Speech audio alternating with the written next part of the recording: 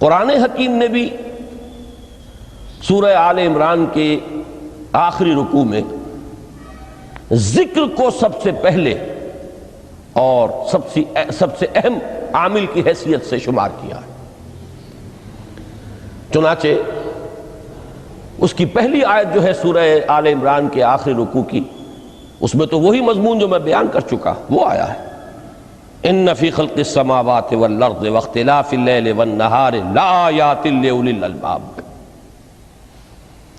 یقیناً آسمان اور زمین کی تخلیق میں اور دن اور رات کے الٹ پھیر میں نشانیاں ہیں ہوش مندوں کے لیے۔ ان کے ذریعے سے انسانی شعور کے اندر وہ معرفت رب اجاگر ہوگی۔ وہ پہلا مرحلہ اس نے طے کر لیا، وہ ڈورمنٹ معرفت اب ایکٹیویٹ ہو گئی۔ اب مزید فکر کا مرحلہ ہے جو اگلی آیت میں آیا ہے، الذین یذکرون اللہ قیاما وقعودا وعلی جنوبہم ویتفکرون فی خلق السماوات والارض ربنا ما خلقت ھذا باطلا سبحانک فقنا عذاب النار۔ یعنی تفکر جو ہے ویتفکرون فی خلق السماوات والارض، وہ تفکر کرتے ہیں، غور و فکر کرتے ہیں آسمان اور زمین کی تخلیق میں، لیکن اس تفکر کے ساتھ لازماً ذکر اور ذکر مدام، ذکر بھی وہ کہ جو مستقل ہو، ہر حالت میں ہو۔ الذین یذکرون اللہ قیاما وقعودا وعلی جنوبہم، وہ لوگ کہ جو اللہ کو یاد رکھتے ہیں، اللہ کا ذکر کرتے ہیں، کھڑے ہوئے بھی، بیٹھے ہوئے بھی، اور اپنے پہلوؤں کے بل یعنی لیٹے ہوئے بھی۔ اب ان تین کے سوا تو کوئی پوزیشن انسان کی نہیں ہے، اسی کا نام ہے دوام ذکر۔ اور اس کے ساتھ اگر وہ تفکر کرتے ہیں تو ان کا فکر اگلی منزل تک پہنچتا ہے۔ تو پہلی شے تھی فکر انسانی کی صحیح رخ پر مزید پیش قدمی اور پیش رفت، اور اس کے لیے لازم ہے ذکر و فکر کا امتزاج۔ دوسری چیز کو لیجئے عمل کی درستی۔ اس عمل کی درستی کے لیے اللہ تعالیٰ کے ساتھ ایک گہرے تعلق کی ضرورت ہے، اس لیے کہ صبر کی بحث میں یہ مضامین شاید آپ کے سامنے آ گئے ہوں کہ صبر، جہاں مصیبت پر صبر ہوتا ہے، تکلیف پر صبر ہوتا ہے، اللہ کے احکام پر جمنا یہ بھی صبر ہے، نفس کی خواہشات کی باغ کو تھام کر رکھنا، کھینچ کر رکھنا یہ بھی صبر ہے، اور استقامت کسی شے پر قائم رہنا یہ بھی صبر ہے۔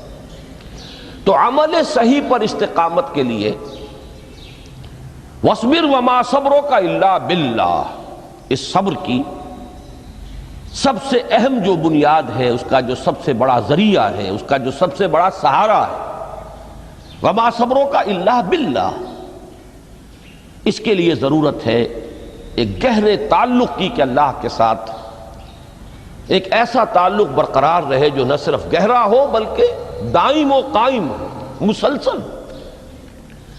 ذرا ذہول ہوگا تعلق مع اللہ میں، ذرا کمی آئے گی، شیطان کا وار کاری ہو جائے گا۔ اسی کو حضور نے حدیث میں یوں تعبیر کیا ہے تمثیلاً کہ جو دل اللہ کی یاد سے غافل ہے، اس پر فارسی کا وہ مقولہ بھی ہے کہ خانہ خالی را دیو می گیرت، گھر خالی رہے تو جنات اس پر دیو جو ہے آ کر قبضہ جما لیتے ہیں۔ تو خانہ قلب جو ہے اگر یاد خدا بندی سے خالی ہو گیا تو شیطان ابلیس لعین اپنی تھوتنی ٹکا دیتا ہے۔ یہ لفظ آتا ہے سور کے منہ کے لیے تھوتنی، جس طرح اس کا نکلا ہوا سا منہ ہوتا ہے آگے، تو یہ لفظ استعمال کیا گیا کہ وہ اپنی تھوتنی انسان کے دل پر جما کر اور پھوکے مارنی شروع کر دیتا ہے۔ تو شیطان کو موقع ہی تب ملتا ہے جب انسان کے تعلق مع اللہ کے اندر کمی ہو، وہ خانہ بالکل خالی ہو گیا ہو یا اتنا ضعیف ہو گیا ہو کہ کل عدم ہو جائے، گویا کہ نہیں۔ تیسری چیز کی طرف آئیے روحانی ترقی، روحانی ترقی کے لیے میں ایک اصطلاح کے سامنے لا رہا ہوں. اس سے مراد کیا ہے؟ روحانی ترقی کے لیے ہماری دینی اصطلاح ہے تقرب الی اللہ، اللہ سے قریب تر ہوتے چلے جانا. اس پر میرا ایک کتابچہ بھی ہے. تقرب الی اللہ کے دو مدارج، دو درجے، جو در حقیقت ایک حدیث نبوی علیہ الصلاۃ والسلام ہی پر مبنی ہے کہ حضور نے ایک درجہ قرار دیا ہے تقرب بالفرائض، فرائض کے ذریعے سے انسان اللہ کا قرب حاصل کرے. ایک ہے تقرب بالنوافل، نوافل کے ذریعے سے اللہ کا قرب حاصل کرے. ان میں کیا نسبت و تناسب ہے، اہمیت کے اعتبار سے کون بڑھ کر ہے، بلندی کے اعتبار سے کون بڑھ کر ہے، یہ تمام مسائل میں نے اپنی اس تقریر میں بیان کیے تھے جو اس کتابچے میں شائع ہوئی ہے. اس وقت میں اس کی تفصیل میں نہیں جا رہا، صرف یہ تذکرہ اس لیے کر رہا ہوں کہ جن کو بھی خواہش ہو جائے وہ اس کا مطالعہ کرے. ہماری اس وقت کی گفتگو سے وہ کتابچہ اس جگہ پر منسلک ہوگا. تو تقرب الی اللہ، یہ تقرب کوئی فزیکل فینومینن نہیں ہے، جسمانی یا مادی مسئلہ نہیں ہے. اللہ سے قرب یہ نہیں ہے کہ کوئی کروڑوں میل کا فاصلہ ہے، اب ہمیں کوئی رسی پر چڑھنا ہے اوپر بڑی محنت اور مشقت سے. فصل تو ہے ہی نہیں، فاصلہ ہے ہی نہیں، بعد ہے ہی نہیں. نحن اقرب الیہ من حبل الورید، ہم تو انسان سے اس کی شہرگ سے بھی زیادہ قریب ہیں. ہوا معکم اینما کنتم، وہ تو تمہارے ساتھ ہی ہوتا ہے جہاں کہیں بھی تم ہو. بس صرف یہ کہ تمہاری توجہ نہیں ہوتی، تم اور چیزوں میں مشغول و مصروف رہتے ہو، تم ہماری طرف دھیان ہی نہیں دیتے، تم ہماری طرف متوجہ ہی نہیں ہوتے. ہم تو مائل بے کرم ہیں، کوئی سائل ہی نہیں، راہ دکھلائیں کسے رہنو منزل ہی نہیں.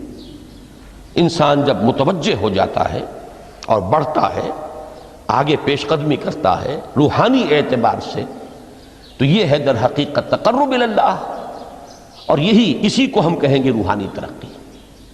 اب ان تین چیزوں کو اگر آپ نے ذہن میں جما لیا، پھر میری بات کی ترتیب اس کو ذہن میں قائم کیجئے. ہم چلے کہاں سے؟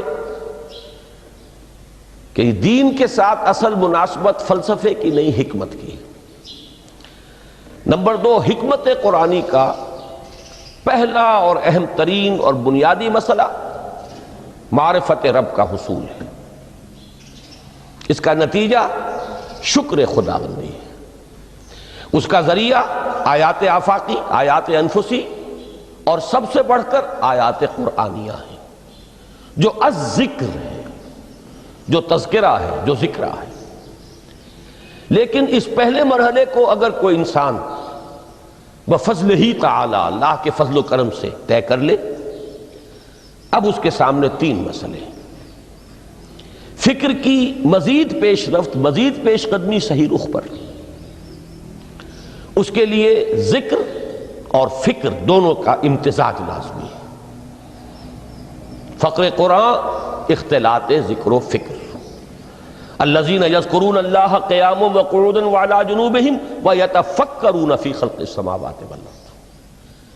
دوسری شے عمل کا درست رہنا، نہ افراط و تفریط ہو، عدم توازن ہو، نہ انسان نفس سے مغلوب ہو جائے، نہ انسان جذبات کی رو میں اندھا ہو جائے، نہ انسان ماحول سے مرعوب ہو کر متاثر ہو جائے. صحیح رخ پر اس کا عمل.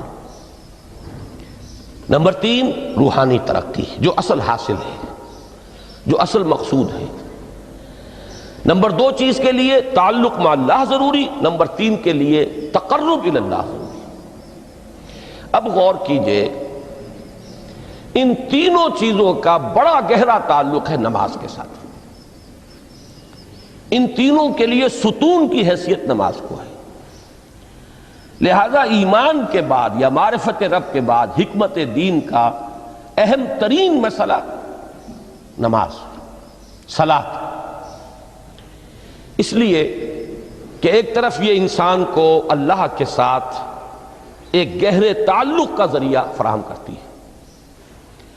اپنے تمام مصروفیات میں سے ان مشغولیتوں میں جن میں گم ہونے کا خدشہ ہوتا ہے، نکلو۔ 24 گھنٹے کے معمولات میں سے کم 5 مرتبہ تو لازماً نکلو، اور اپنے آپ کو ذرا، اپنے حواس کو بھی، اپنی باطنی کیفیات کو بھی ذرا تازہ کرو۔ اگر کوئی گندگی، نجاست، کسی طرح کی ناپاکی کا کوئی معاملہ ہے، طہارت حاصل کرو۔ طہارت سے تمہارے اندر روح کو بھی بالیدگی ہوگی، تمہارے حواس بھی تازہ ہوں گے، تم گویا کہ بحیثیت کل تمہاری ہستی چاق و چوبند ہو جائے گی۔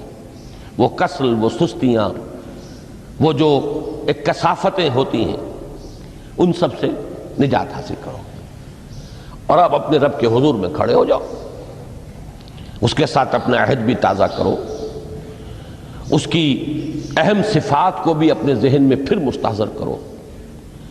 یہی وجہ ہے، دیکھیے میں نے جو آیات آپ کو شروع میں سنائی تھی، سورہ لقمان کی 2 آیتیں، پہلی آیت میں اس کا ترجمہ کر چکا، دوسری آیت وَلَقَدْ وَإِذْ قَالَ لُقْمَانُ لِابْنِهِ وَهُوَ يَعِظُهُ يَا بُنَيَّ لَا تُشْرِكْ بِاللَّهِ إِنَّ الشِّرْكَ لَظُلْمٌ عَظِيمٌ۔ اس کے بعد درمیان میں کچھ مضمون آ کر پھر وہ آیہ مبارکہ آئی، یا بنی اقم الصلاۃ وامر بالمعروف وانہی عن المنکر واصبر علی ما اصابک۔ گویا کہ اہم ترین چیز، بنیادی ترین چیز، اللہ کو محض پہچان لینا کافی نہیں ہے، یاد رکھنا ضروری ہے۔ اللہ یاد رہے گا تو فکر صحیح آگے بڑھے گا، اللہ یاد رہے گا اور اس کے ساتھ ایک گہرا تعلق جو ہے برقرار رہے گا تو عمل درست رہے گا۔ بالکل یہی بات سورہ طٰہٰ میں جو پہلی وحی حضرت موسیٰ علیہ السلام پر ہوئی، اور پہلا مخاطبہ ہے، چونکہ حضرت موسیٰ کو یہ انبیاء کرام کے مقدس گروہ میں ایک امتیازی حیثیت حاصل ہے کہ ان سے براہ راست گفتگو ہوئی ہے، اگرچہ صرف ایک پردہ تھا، اوٹ من ورائے حجاب گفتگو ہوئی ہے، لیکن یہ کہ کوئی فرشتے کا درمیانی جو ہے وہ لنک نہیں تھا، براہ راست اللہ تعالیٰ نے حضرت موسیٰ علیہ السلام سے کلام فرمایا۔ کلم اللہ موسیٰ تکلیما، موسیٰ سے تو اللہ نے کلام فرمایا جیسے کہ کلام کیا جاتا ہے۔ تو پہلا مخاطبہ ہے، یہ پہلا مکالمہ ہے، پہلی وحی کہیے، اسی میں یہ الفاظ بھی موجود ہیں، اننی انا اللہ لا الہ الا انا فاعبدنی واقم الصلاۃ لذکری۔ یہ گویا کہ حکمت قرآنی کا ایک بہت بڑا خزانہ ہے یہ آیت مبارکہ، کہ خود حضرت موسیٰ علیہ السلام کو جو ہدایت دی جا رہی ہے، میں ہوں، میں اللہ، اننی انا اللہ لا الہ الا انا، میرے سوا کوئی معبود نہیں، فاعبدنی، بس میری بندگی، میری عبادت، میری پرستش، میری محبت، اس کو اختیار کرو۔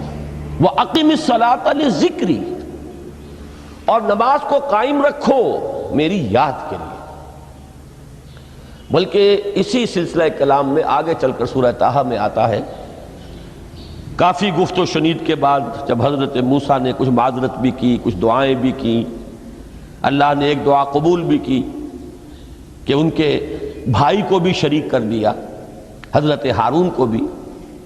اس کے بعد پھر جب فرمایا کہ اب جاؤ فرعون کی طرف، تو اس میں فرمایا وَلَا تَنِيَا فِي ذِكْرِي، اور دیکھنا یہ جو عظیم مشن تمہارے کندھے پر آ گیا ہے، بڑا بھاری اور کٹھن ایک فرض ہے جو تم پر عائد ہو گیا ہے، اس کے لیے سب سے بڑی تمہارے پاس جو قوت کا ذریعہ ہے وہ نماز ہے۔ اقیم فلا تنیا عن ذکری، میری یاد میں کبھی غفلت نہ کرنا، اس میں کبھی کوئی کمی نہ آنے دینا۔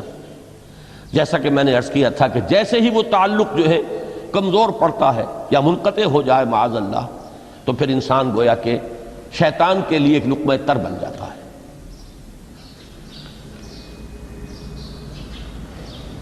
اب آپ غور کیجئے، تیسری شے تقرب الی اللہ،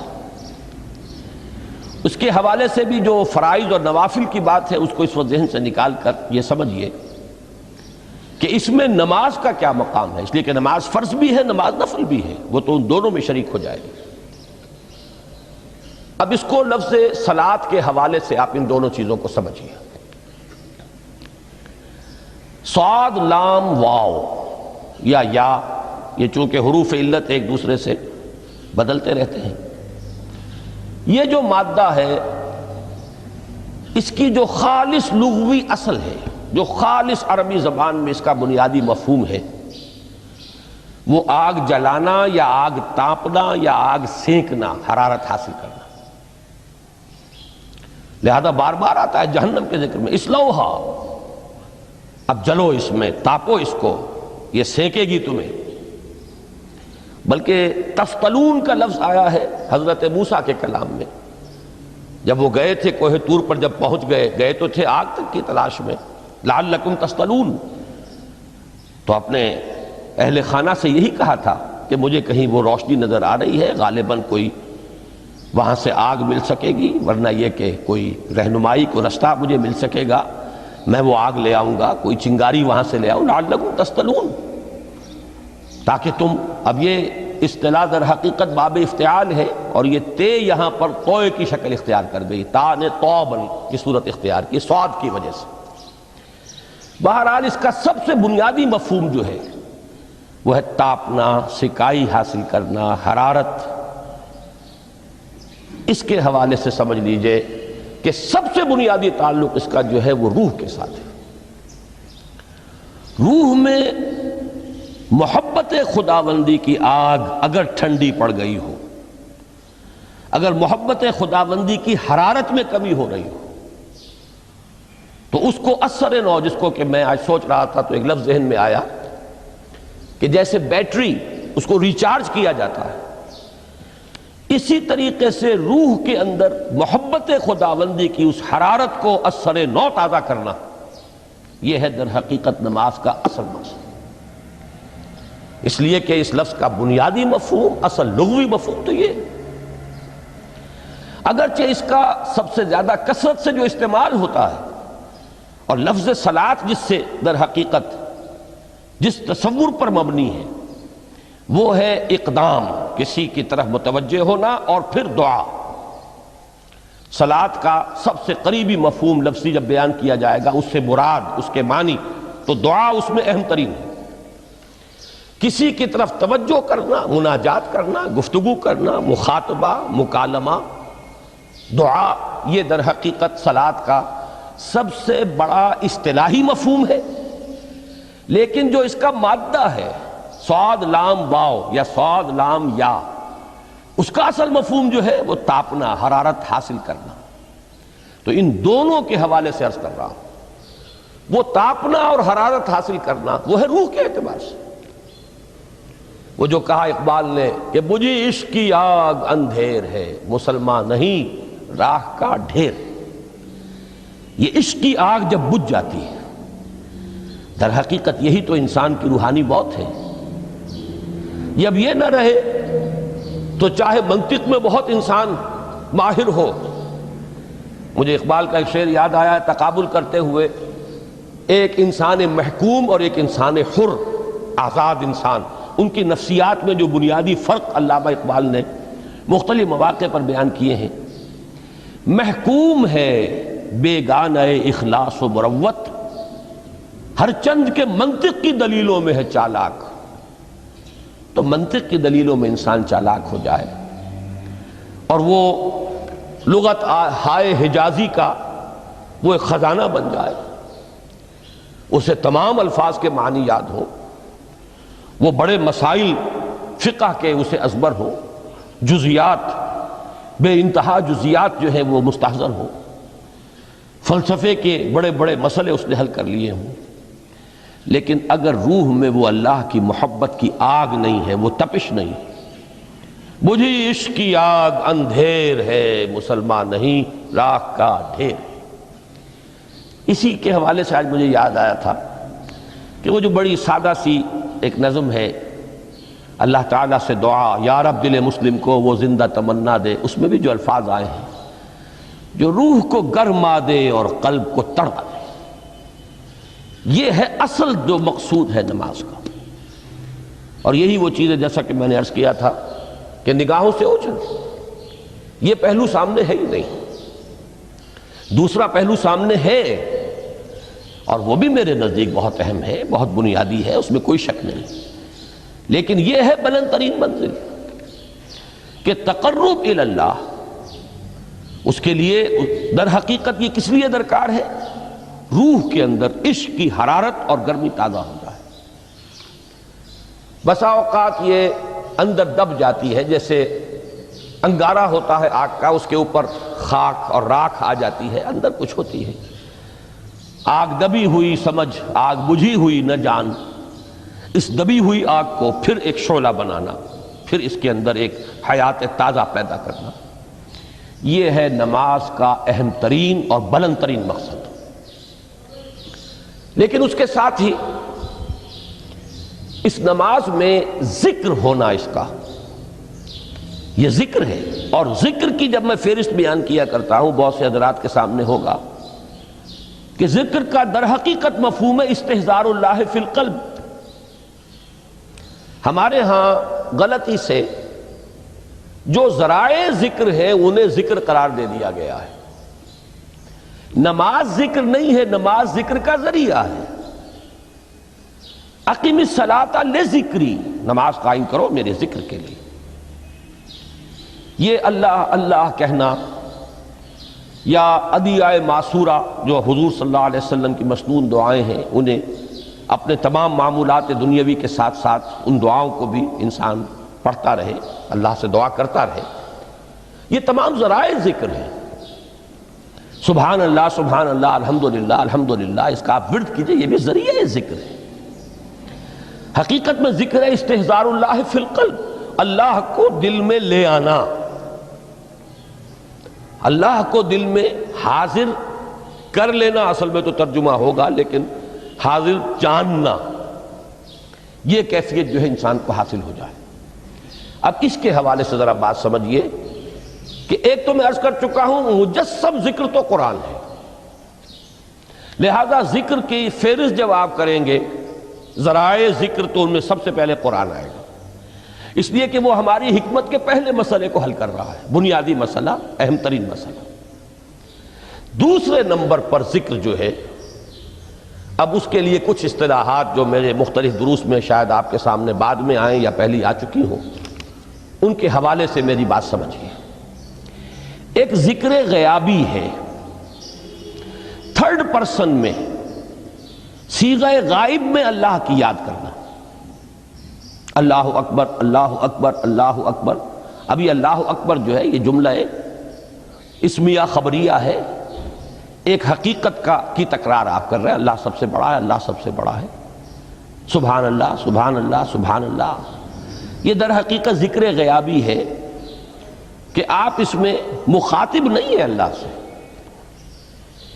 ایک ذکر خطابی کہیں یا ذکر حضوری کہیں، جس میں مکالمہ ہوتا ہے، جس میں گفتگو ہوتی ہے۔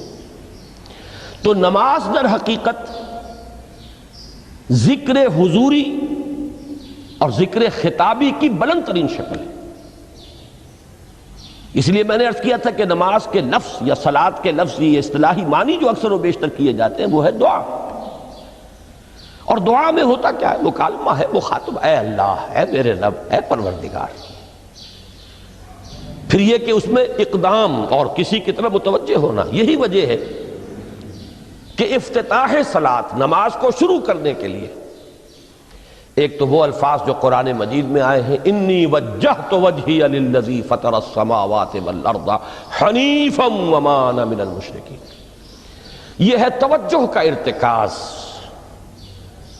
بشرطے کہ یہ صرف الفاظ ہی نہ نکل رہے ہوں، واقعتاً یہ تعبیر ہو اس وقت کی انسان کی نفسیاتی کیفیت کی، کہ شعوری طور پر وہ فیصلہ کرتا ہے کہ اب میں منقطع ہو رہا ہوں، ہر چہار طرف سے اپنی توجہ کو ہٹا کر، ہر مسئلے سے اپنے آپ کو خالی و ذہن کر کے یعنی ظاہری اور باطنی دونوں اعتبار سے میں اپنی توجہ کا ارتکاز کر رہا ہوں اس ذات کی طرف جس نے آسمانوں اور زمین کو پیدا کیا، اور بالکل یکسو ہو کر رہا ہوں۔ انی وجہت وجہی للذی فطر السماوات والارض حنیفا وما انا من المشرکین۔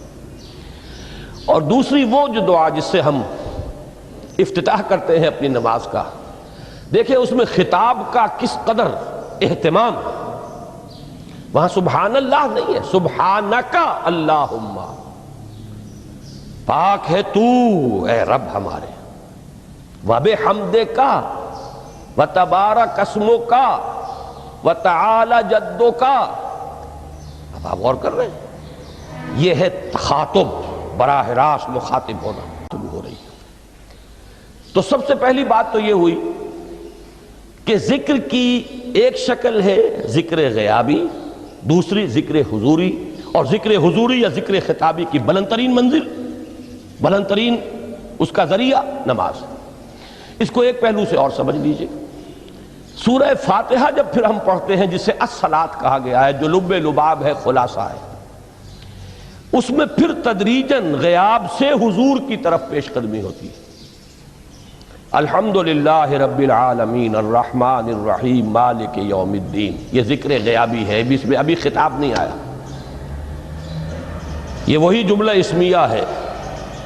کل تعریف اس اللہ کے لیے ہے جو تمام جہانوں کا پروردگار ہے، مالک ہے، جو رحمان ہے، رحیم ہے، جزا و سزا کے دن کا مختار و مالک ہے۔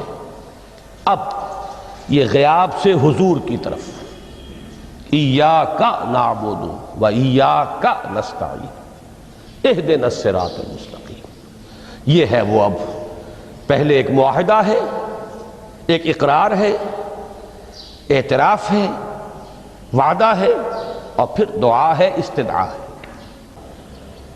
کہ حضور نے فرمایا، یقول اللہ تعالی، اللہ یہ فرماتا ہے، اسی لیے اس کو حدیث قدسی کہیں گے، قسمت الصلاۃ بینی و بین عبدی نصفین، میں نے نماز کو اپنے اور اپنے بندے کے مابین آدھا آدھا تقسیم کر دیا ہے۔ اب یہاں تک تو جملہ ہے اللہ کا، یہ ہے حدیث قدسی۔ اب آگے جو ہے نریشن اس کی جو ہے حضور صلی اللہ علیہ وسلم کی جانب سے ہے، یعنی خبر دے رہے ہیں وہ اللہ کی طرف سے ہی۔ ویسے تو تمام احادیث ہی گویا کہ ہم سمجھتے ہیں انسپائرڈ تو اللہ کی طرف سے ہی ہے، لیکن یہ کہ جہاں صراحت ہو کہ اللہ کہتا ہے وہ حدیث قدسی ہے۔ تو یقول اللہ تعالی قسمت الصلاۃ بینی و بین عبدی نصفین، یہاں تک تو حدیث قدسی ہے۔ اب دوسری عام حدیث ہے، اذا قال العبد الحمد للہ رب العالمین یقول اللہ تعالی حمدنی عبدی، جب بندہ کہتا ہے الحمدللہ رب العالمین، پروردگار کہتا ہے میرے بندے نے میری حمد کی۔ جب بندہ کہتا ہے الرحمن الرحیم، پروردگار فرماتا ہے اثنا علی عبدی، میرے بندے نے میری ثنا کی، بڑی تعریف کی۔ جب بندہ کہتا ہے مالک یوم الدین، اللہ فرماتا ہے مجدنی عبدی، میرے بندے نے میری بڑی بزرگی بیان کی ہے، تمجید کی ہے۔ پھر جب بندہ کہتا ہے ایاک نعبد و ایاک نستعین، اللہ فرماتا ہے ھذا ما بینی و بین عبدی ولعبدی ما سأل، یہ ہے میرے اور میرے بندے کے درمیان۔ یہ تو معاہدہ ہے نا، معاہدے میں تو دو فریق جکڑے جاتے ہیں، بند جاتے ہیں، یہ میرے اور میرے بندے کے درمیان ہے، اور میرے بندے نے جو طلب کیا میں نے دیا، اس لیے کہ اس میں طلب بھی تو ہے، ایاک نستعین، تیری مدد چاہتے ہیں، یہ طلب ہے، اسی کی شرح ہے جو اب آخری تین آیتیں ہیں۔ پروردگار ہم تیری مدد چاہتے ہیں، پروردگار ہم تیری ہی بندگی کرتے ہیں اور کریں گے، اور تیری ہی مدد چاہتے ہیں، چاہیں گے۔ اگر حال میں اس کا ترجمہ کریں گے زمانہ حال کے اعتبار سے، اس لیے کہ فعل مضارع میں تو دونوں موجود ہیں، شامل ہیں، تو یہ ایک اعتراف ہے، اظہار حال ہے۔ اللہ کرے کہ وہ واقعتاً صحیح اظہار حال ہو، ہم واقعی اللہ کی بندگی کرتے ہوئے یہ کہیں کہ ایاک نعبد، ورنہ اگر ہماری اصل صورتحال سے وہ مطابقت نہ رکھتا ہو تو پھر تو ایک طرح کا جھوٹ ہو جائے گا، غلط بیانی ہو جائے گی۔ ایاک نعبد، تیری ہی بندگی کرتے ہیں، اور مستقبل میں کیجئے، کریں گے، یہ ہے عہد، تیری ہی مدد چاہتے ہیں، تجھی سے مدد طلب کرتے ہیں، تجھی سے مدد چاہتے رہیں گے، اس کے لیے فرمایا وَلِعَبْدِ مَا سَأَلَ۔ اور پھر اس کے بعد وہ استدعا ہے اهدنا الصراط المستقیم صراط الذین انعمت علیہم غیر المغضوب علیہم ولا الضالین۔ اس حدیث میں اس کو ایک ہی جملے کو لیا گیا ہے، ایک ہی جملے کی حیثیت سے۔ جب بندہ یہ کہتا ہے تو اللہ فرماتا ہے ھذا لعبدی ولعبدی ما سأل، یہ خالص میرے بندے کے لیے ہے، اس بندے نے ایک درخواست پیش کی ہے اور میں نے گرانٹ کی، وہ اپلیکیشن، وہ ریکویسٹ گرانٹڈ ہم نے دے دی، ولعبدی ما سأل۔ یہ ہے اس کی تاثیر کا عالم، بشرطے کے معاملہ وہ شعور کے ساتھ، بشرطے کے مطابقت ہو ظاہر اور باطن کی، بشرطے کے مطابقت ہو قول اور فعل کی، تو اس کا اتنا اونچا مقام ہے کہ ایک ایک جملہ ادھر ادا ہوا، ادھر اللہ کی طرف سے ریسپانس مل رہی ہے۔ افلاک سے آتا ہے نالوں کا جواب آخر، اٹھتے ہیں حجاب آخر، کرتے ہیں خطاب آخر،